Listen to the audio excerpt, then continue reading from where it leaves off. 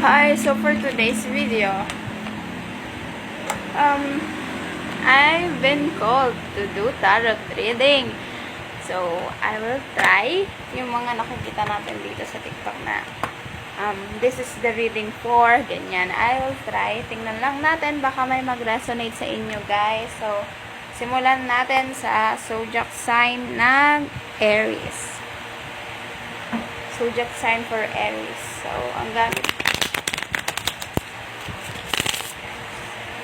So, spirit guys. Oh! Okay. So, may mga kakaibang nangyayari, really? Okay. Okay. Is there anything else you wanna say for Aries?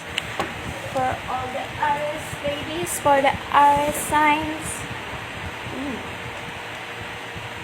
Okay. In reverse? Really? Am I reading reverse now?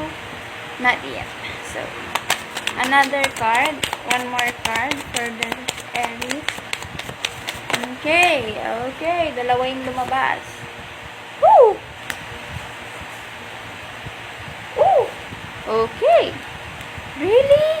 Mga nasaktan ba kayo? Bottom of the deck is Six of Wands. We're going to celebrate. Okay. So, mukhang may mga problema sa love life ang mga Aries dito The Tower, which means destruction, or na gumuho na ang foundation, it also means for me na you need to get out of your comfort zone. Then, Page of Swords in reverse. Medyo wala ako masyadong masasabi sa inyo. Wait lang. Masasabi sa inyo kasi hindi nyo naman ako pakikinggan, guys. Kasi ayaw nyong tingnan yung mga new directions. Bakit naman ganun? Bakit naman problemado kayo? Ba't naman ayaw nyong tingnan? Ba't naman negative? Ba't kayo negative, ha? And also, meron tayo ditong The Lovers. So, it's either, ang isang storya is, you learn something na nakakasira ng, what do you call that? You learn something na makakasira sa love life mo. And you don't want to accept it. Ganon. Meron din tayo ditong Five of Swords, which means you're choosing your battle. Okay.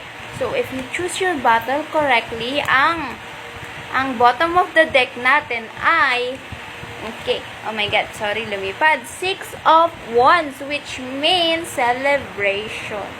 So, choose your battles correctly, okay? Bye!